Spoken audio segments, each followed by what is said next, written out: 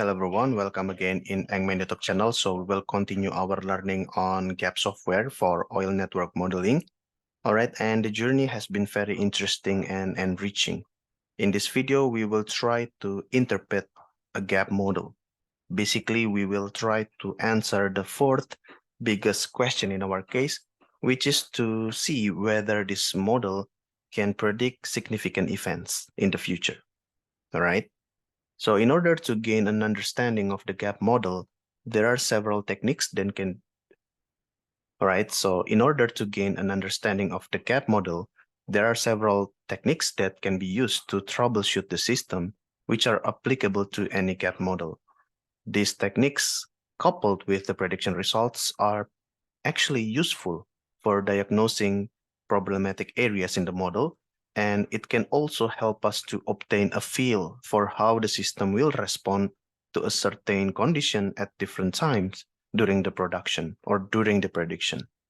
Before any interpretation is carried out, the prediction needs to be rerun with the snapshots saved. This option saves a snapshot of the gap model as it was for each time step during the prediction. This enables us to load a snapshot from any date during the prediction and troubleshoot the model at the time step, at that certain time step. Additionally, it is possible to make changes to the model at the time step within the snapshot, which will all be reset once the snapshot is unloaded. So it's going to be very useful for our work as engineers, all right? So to set this option, we select settings from the prediction screen. So first we go to prediction, run prediction, next, next, and next. Okay, and maybe we can see here. All right, so here, this is the last computation that we did. Click on this. All right. So we have the screen, the window, solver, and optimizer parameters. We have solver, you see there, then optimizer, and then prediction, and then parallelization, and then parallelization. Okay, then just to check it, let's find prediction here. Prediction save intermediate step or prediction save intermediate step result snapshots at each prediction step.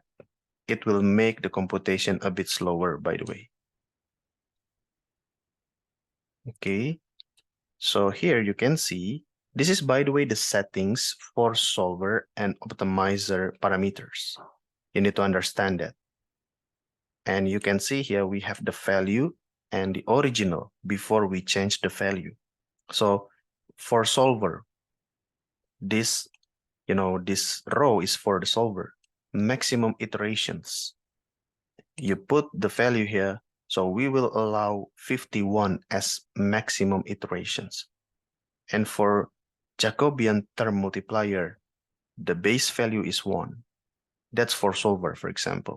And for optimizer, maximum iterations for optimization, in this case, is 100, but you can change. You can increase the maximum number of iterations, for example. Now, for troubleshooting, this is for prediction. And the feature is saving intermediate step result snapshots at each prediction step. Okay, it will make the computation slower because the gap will try to snapshot the result at the time step. But that's okay because it can be useful. This value is 0 because, of course, the gap will try to make the computation faster.